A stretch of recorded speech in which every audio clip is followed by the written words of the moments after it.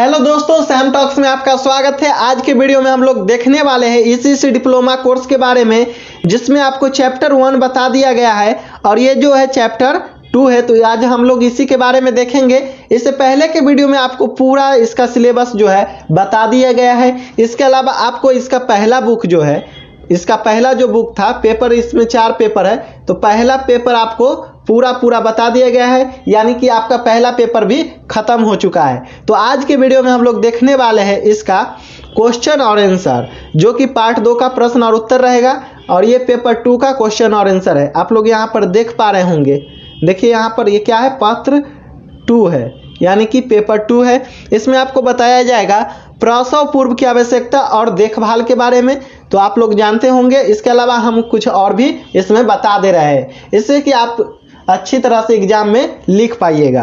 तो चलिए देखते हैं क्या है प्रश्न उत्तर। देखिए आप लोग को यहाँ पर दिख रहा होगा, निम्नलिखित बहुविकल्पी प्रश्नों के उत्तर चुनकर लिखिए। यानी कि बहुविकल्पी का मतलब होता है बहुत ऑप्शन वाला। तो आप लोग यहाँ पर देख सकते हैं, गर्भावस्था के दौरान क्या है, गर्भावस्था के दौरान महिलाओं को किस बात से दूर रहना चाहिए। तो यहाँ पर दिया गया है कि जल से, आहार से, स्नेह से या मानसिक तनाव से। तो किससे दूर रहना चाहिए, मानसिक तनाव से। यानी कि आपका सही आंसर जो होगा, आपका राइट आंसर हो जाएगा ऑप्शन नंबर ग। ऑप्शन नंबर ग आपका क्या हो जाएगा, राइट आंसर हो जाएगा। इसके बाद आप लोग अगला प्रश्न देख पा रहे होंगे, प्रसव की कितनी अवस्थाएं होती है। तो कितनी अवस्थाएं होती है प्रसव की, तो यहाँ पर ऑप्शन है 1, 2, 4 और 3। इसमें से कौन सा होगा। तो देखिए इसकी अवस्था जो होती है 3 होती है। कितनी होती है, 3 होगी। पहला होता है 3 से 6 माह, यानी कि पहला 3 महीना, उसके बाद 3 से 6 माह, उसके बाद 6 माह से 9 माह की होती है। तो ये हो गया कितनी अवस्था, 3 अवस्था हो गई। उसके बाद देखते हैं अगला प्रश्न। अगला प्रश्न क्या है, गर्भावस्था में किन चीज़ों को खाने से बचना चाहिए। तो देखिए अनानास, पपीता, सहजन, जिसको देहात में लोग सोजन भी बोलता है। तो ये जो हो गया आपका उपयुक्त सभी होगा। आपका राइट आंसर हो जाएगा घ। ऑप्शन नंबर घ आपका राइट आंसर होगा। आप लोग ध्यान से देख सकते हैं, ये सब चीज़ें गर्भावस्था में नहीं खाना चाहिए, इससे गर्भपात की ज़्यादा संभावना बन जाती है।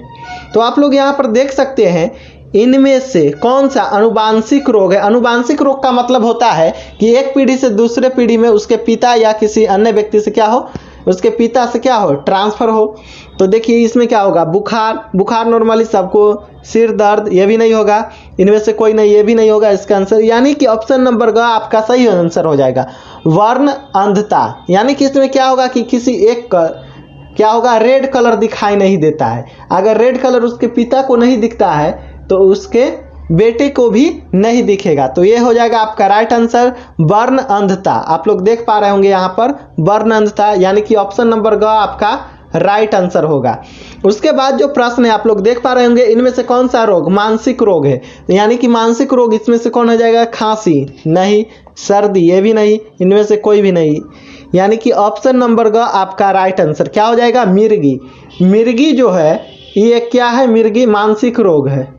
मिर्गी क्या है, तो एक मानसिक रोग है। आप लोग देख पा रहे होंगे, देखिए यहाँ पर मिर्गी क्या हो जाएगा, तो मिर्गी आपका सही आंसर हो जाएगा। उसके बाद देखते हैं कौन सा प्रश्न है।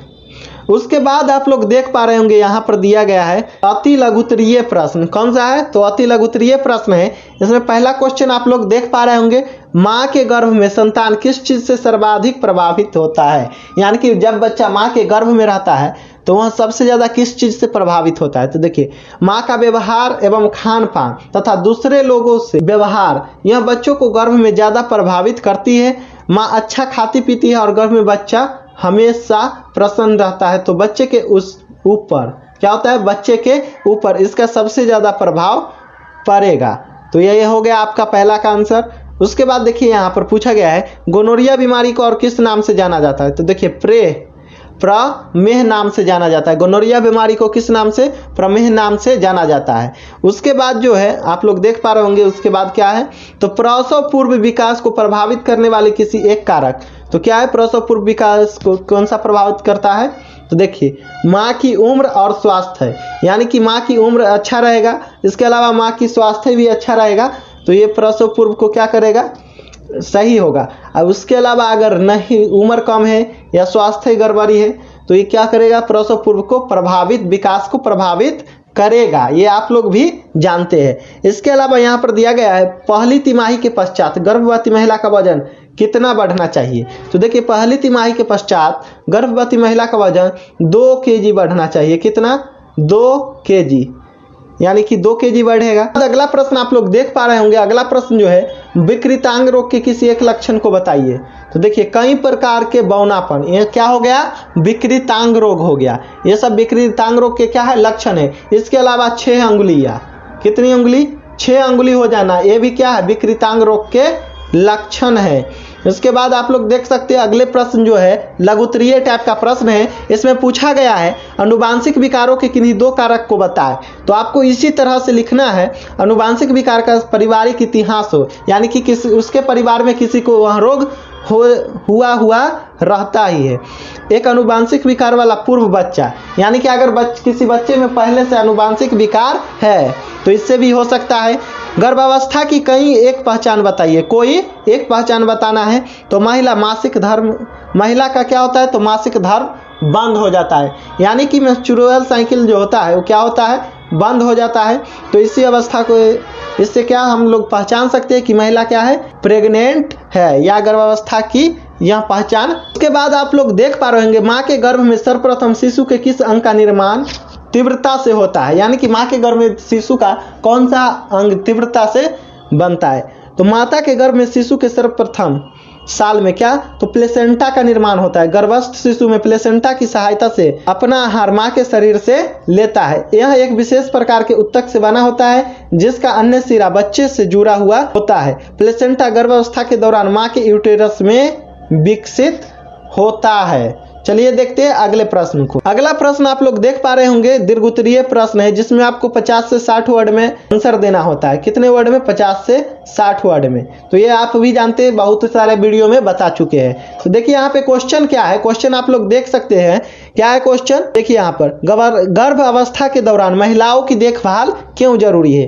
तो देखिए गर्भ अवस्था के दौरान महिलाओं की देखभाल जरूरी है क्योंकि गर्भावस्था के पहले 3 महीने काफ़ी जोखिम भरे कहे जाते हैं, इसलिए पहले महीने से ही सावधानी रखनी शुरू कर देनी चाहिए।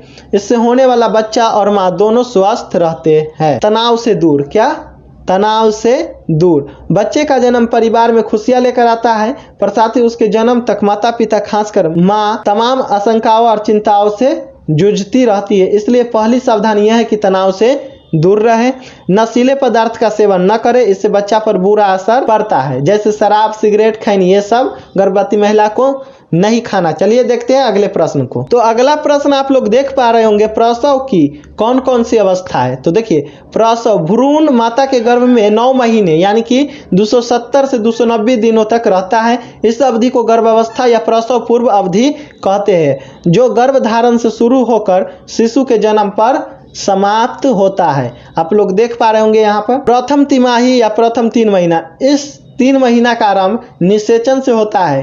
तीव्र संकुचन के प्रारंभ से लेकर जन्म के क्या है, तो जन्म मार्ग के खुलने अर्थात गर्भाशय गिरिवा फैलाव तक रहता है। तो 3 महीने की समाप्ति पर शिशु के महत्वपूर्ण अंग जैसे हृदय तथा फेफड़ा विकसित हो जाते हैं। परिसंचरण प्रणाली कार्य करना आरंभ कर देते हैं, किंतु फेफड़े निष्क्रिय होते हैं। पुरुष तथा महिला जनन अंग विकसित होने लगते हैं और भ्रूण अब गर्भ महिला कहलाने लगता है। इसके अलावा आप लोग देख सकते हैं दूसरी अवधि। दूसरी अवधि क्या होता है, तो दूसरी तिमाही 3 से 6 महीना। कितना, 3 से 6 महीना। इस तिमाही में गर्भ का आकार तेजी से बढ़ने लगता है और मस्तिष्क का विकास भी होता है, लेकिन बच्चा अभी भी पूरी तरह से विकसित नहीं हो पाता है, यानी कि गर्भ जो है अभी भी पूरी तरह से विकसित भ्रूण नहीं हो पाता है। इस अवस्था में अगर कोई बच्चा जन्म लेता भी है तो वह क्या होगा, तो डेड होगा, यानी कि मृत रहेगा। उसके बाद आप लोग देख सकते हैं तीसरी तिमाही। कितना, तो 6 से 9 महीने। इस तिमाही में गर्भ के आकार में निरंतर वृद्धि होती रहती है और शरीर के तापमान में परिवर्तन आरंभ हो जाता है। शिशु अपना अंगूठा चूसने लगता है। प्रसव पूर्व विकास के 8वें महीने में भ्रूण का शरीर गर्भाशय के बाहर जीवन के लिए तैयार हो जाता है, यानी कि इस अवस्था में जो है बच्चा क्या होता है, भ्रूण से बाहर निकलने के लिए क्या हो जाता है, तो तैयार हो जाता है। तो आप लोग इन सारे क्वेश्चन और बात को समझे होंगे। इसके अलावा आपके लिए देखिए यहाँ पर क्या है, विकिरण। विकिरण से आप क्या समझते हैं? देखिए आयोनाइजिंग विकिरण के प्रभाव से डीएनए क्षतिग्रस्त हो जाता है। गर्भकाल में इसके प्रदर्शन से भ्रूण एवं गर्भावस्था शिशु का विकास तीव्र रूप से बाधित हो जाता है। हिरोशिमा एवं नागासाकी में द्वितीय विश्व युद्ध में प्रलयंकारी विकिरण प्रभाव कई दशकों तक बना रहा। इसके अलावा इसके कारण गर्भपात का जो नुकसान है बहुत ही झेलना पड़ा था। यहाँ पर बहुत ही शरीर अविकसित या बच्चा भी अविकसित पैदा होने लगा था। उसके बाद जो क्वेश्चन है आप लोग देख पा रहे होंगे, HIV यानी कि एड्स क्या है? तो देखिए यह एक संक्रामक रोग है, ह्यूमन इम्यूनोडेफिशिएंसी वायरस के नाम से इसको हम लोग जानते हैं या शॉर्टकट में इसको HIV बोला जाता है।